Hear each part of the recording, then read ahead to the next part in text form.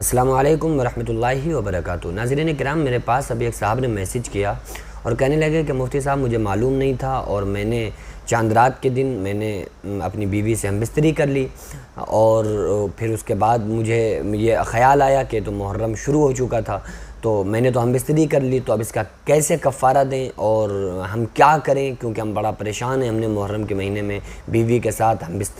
بستری کر لی۔ تو دیکھیے، ہم بستری کرنا کب حرام ہے کب منع ہے۔ اگر کوئی انسان، کوئی بیوی یا کوئی شوہر روزے کی حالت میں ہے، جیسے رمضان میں بھی دنوں میں، ٹھیک ہے، جس وقت روزے کی حالت میں ہو اس وقت بیوی کے ساتھ ہم بستری کرنا حرام ہے۔ اگر شوہر روزے سے ہو یا بیوی دونوں روزے سے ہو یا دونوں میں سے ایک کوئی روزے سے ہو تو بیوی کے ساتھ ہم بستری کرنا جائز نہیں ہے۔ اسی طریقے سے اگر کوئی نفلی روزوں میں ہے، یعنی کہ بیوی نے اجازت لے لی شوہر سے کہ ہم روزہ رکھ سکتے ہیں اور اس نے اس کو اجازت دے دی، اس کے بعد اس نے روزہ رکھ لیا، تو اب شوہر کے اوپر حرام ہے کہ وہ اپنی بیوی کے ساتھ ہم بستری نہیں کر سکتا جب تک کہ وہ روزہ افطار نہ کر لے۔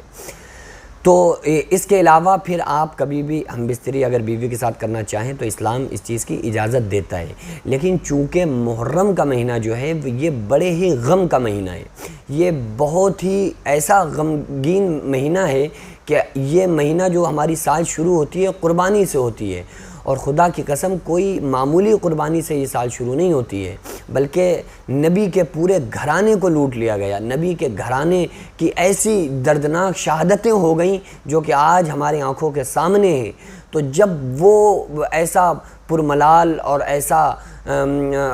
ایموشنل واقعہ، ایسا کربلا جب ہمارے سامنے ہو، جہاں امام علی اکبر کا لاشا آنکھوں کے سامنے ہو اور حضرت سیدنا علی اصغر کی پیاس ہماری آنکھوں کے سامنے ہو، اور جب ہمارے سامنے سیدہ سکینہ کی پیاس ہو اور ہمارے سامنے سیدہ زینب کی چادروں کا چھیننا ہو، جب یہ تمام چیزیں ہمارے سامنے ہوں تو اس میں جب کھانا اچھا نہیں لگتا ہے انسان کو، پینا اچھا نہیں لگتا ہے، تو وہ کس دل کے ساتھ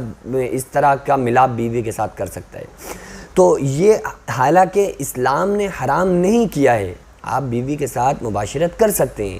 لیکن یہ انسان کا اپنا پرسنل نظریہ ہوتا ہے، اپنی پرسنل رائے ہوتی ہے کہ بھائی اتنے زیادہ سخت موقع پر، مثلا کسی انسان کا کوئی بچہ گھر کا ختم ہو جائے تو انسان عید میں کپڑے نہیں پہنتا ہے، حالانکہ اسلام کہتا ہے کہ آپ عید میں کپڑے پہنیں کیونکہ موت سے خوشی کا کوئی تعلق نہیں ہے، لیکن محرم میں تو کوئی ایسی چیز نہیں دکھتی نا جس سے ہم خوشی منائیں، اور یہ جو لوگوں نے نئے سال کی مبارکباد پیش کرنا شروع کیا ہے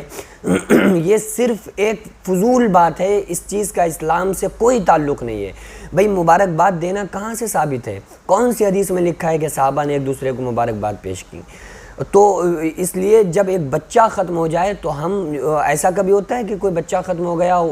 کسی کا بیٹا ختم ہو گیا، وہ ماں باپ، وہ میاں بیوی پھر دوسرے دن ہم بستر ہو رہے ہوں؟ نہیں کرتے ہیں نا، یہ تو دل سے معاملہ ہوتا ہے۔ جس کا دل کربلا کی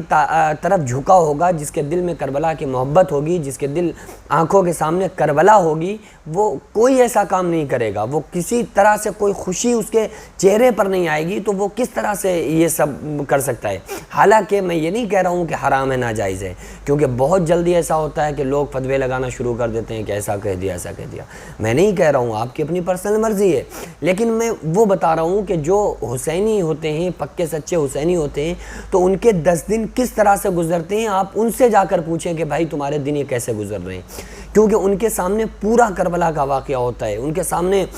یہ جو تمام چیزیں ہیں، جو تمام باتیں کربلا میں ہوئیں، پانی کو بند کیا گیا اور امام حسین علیہ السلام پہ ظلم و ستم کے پہاڑ کو توڑ دیا گیا،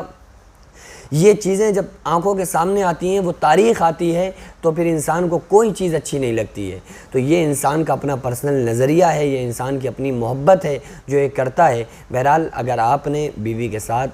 ہم بستری کر لی تو اس میں آپ گناہگار نہیں ہیں، آپ کو کسی طرح کا کوئی کفارہ دینے کی بھی ضرورت نہیں ہے اور آپ کو توبہ کرنے کی بھی ضرورت نہیں ہے، اور اگر انسان کرنا چاہے تو کر سکتا ہے، لیکن بس یہ ہے کہ ان 10 دنوں میں جو فوکس کرنا چاہیے، خصوصاً تو ویسے تو پوری سال ہے کہ امام حسین علی مقام کی محبت کو دل میں رکھ کے زندگی گزاری جائے، لیکن کم سے کم 10 دن تو ہمارے ایسے لگنا چاہیے کہ ہم امام حسین علی مقام کی یاد میں ہی ہمارے 10 دن گزر رہے ہیں، کیونکہ ان کی تاریخ ہماری آنکھوں کے سامنے ہے، ان کا شہید ہونا ہمارے آنکھوں کے سامنے ہے۔ کس طرح سے ہم نبی کا سامنا کریں گے کہ آپ کے نواسے کے لیے، جس کے لیے آپ ساری زندگی روتے ہوئے چلے گئے، جس کے لیے ام سلمہ فرماتی ہیں نبی کو ہم نے چیخ و پکار کے ساتھ روتے دیکھا امام حسین عالی مقام کی محبت میں اور اس بات میں کہ ہمارے بیٹے کو شہید کر دیا جائے گا، تو پھر ہم امتی ہو کر ہم کیوں نہیں رو سکتے ہیں؟ ہم امتی ہو کر ہم نبی کے جو گھر والے جو شہید ہو گئے ان کی یاد میں ہم کیوں نہیں رو سکتے ہیں؟ تو بہرحال ہمیں اس غم کو غم سمجھنا ہے، ہمیں اس غم میں شریک رہنا ہے، تاکہ قیامت کے دن بھی ہم ان کے ساتھ شریک ہو سکیں، ان کی غلامی میں ہم شریک ہو سکیں۔ تو دعا کریں اللہ تبارک و تعالی ہم تمام مسلمانوں کو سمجھ عطا فرمائے اور اہل بیت کی سچی پکی محبت ہمارے دلوں میں پیوست فرمائے۔ وما علینا الا البلاغ۔ السلام علیکم ورحمۃ اللہ وبرکاتہ۔